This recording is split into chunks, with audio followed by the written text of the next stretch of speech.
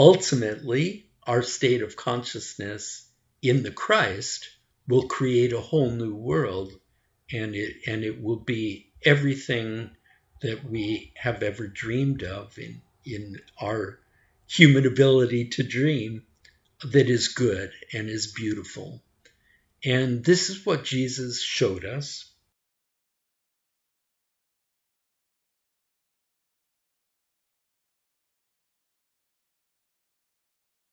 What we have to remember is that consciousness is evolutionary in nature. It was in the very beginning. That's probably what caused Adam, or the first man, to awaken, was this evolutionary quality of consciousness. And consciousness didn't stop in this, but there has definitely been a reactionary response to the evolution of consciousness on the part of the Cains of the world. And that is that they have tried to stop the evolution of consciousness through social programs, psychological conditioning, many different methods that they have employed to try to deceive humankind, first of all, about what consciousness is, or if it exists at all, or because the Cains of the world, being strong, have tended to prosper in this world. The world, the environment is full of riches. When Cain learned this, when the Cains of the world learned this, the idea of accumulating wealth and power and control took hold of a major part of human society. And when this came into conflict between communities, then there was war. The entire age has been like this. But the evolution of consciousness has been at work. And that's why throughout this age, there have been some improvements in human life and in the human lifestyle. For instance, our struggle to survive in the beginning with extremes of climate, we have largely conquered that through the kind of houses that we build now and the kind of clothes that we have to wear. These are advances that were part of the evolution of consciousness. There have also been many people throughout this age who have experienced the evolution of consciousness to the degree they've gone beyond able, not just to the degree of goodness, but to the degree of actually changing their orientation and behavior as conscious beings. In other words, Cain sort of set the pattern for this state of consciousness that we're in, but quietly behind the scenes, there have been many people who have gone forth and explored the realm of evolved consciousness. Interestingly enough, the Bible also deals with this and shows us that while Cain's influence over human society definitely has colored human existence for the past 6,000 years, this other thing has been going on too, with the evolution of consciousness and knowledge of our ultimate destiny. And this is where Jesus came in, was that at some point in time, one of our own, just like Adam did in the beginning, one of our own changed states of consciousness and went into a new state of consciousness based on evolution, on the evolutionary instincts within him. He came into this new state of consciousness that we now call the Christ. We call him the Christ, but in truth, that title belongs to a state of consciousness.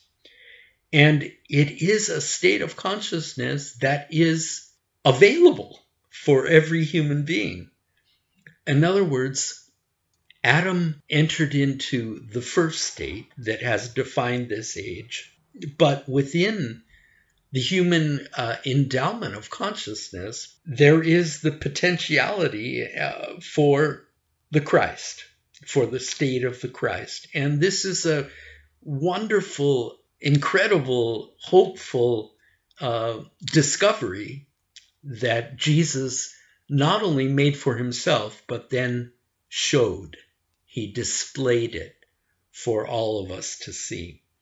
Because what it shows is the ultimate goodness that could come through consciousness. Human consciousness was not meant to be the curse that it has been during this age. The cruel strength that people like Cain have used consciousness to exert. Human consciousness was capable of that, obviously, but ultimately, human consciousness is the consciousness of God. It's divine. And it's glorious. And it's glorious in its demonstration because human consciousness is creative and always has been. And unfortunately, we created in our Adamic state outward situations and conditions that were hard and were difficult and were not very nice. Ultimately, our state of consciousness in the Christ will create a whole new world, and it will be everything that we have ever dreamed of in our human ability to dream, that is good and is beautiful. And this is what Jesus showed us. And then, of course, we know that history since then has been clear, that though Jesus showed us Christ consciousness, that doesn't mean that human beings as a whole, as a society, as a race, were ready for or free to move on into that state yet. And so human society over the past 2,000 years is not much different than it was before Jesus came. That doesn't mean that Christ consciousness is not still our destiny and our ultimate destiny, and it is still there, and we can still move toward it. It will manifest. Jesus is the proof of that. All we have to do is give way to our evolutionary instincts.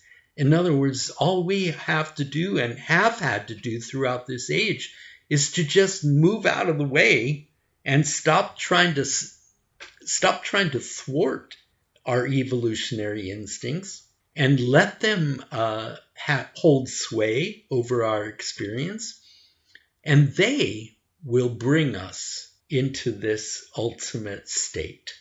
The defining moment will come not as individuals experience it, because many, with the help of Jesus' inspiration, many in the past 2,000 years have attained to Christ consciousness on their own, individually. But the defining change is going to come when the collective of mankind sees these things as true and has the strength to say no to the Cains of the world who want to continue on in Adamic consciousness, have the strength to say no and to say, we want something better. We want Christ consciousness, and we want a new world.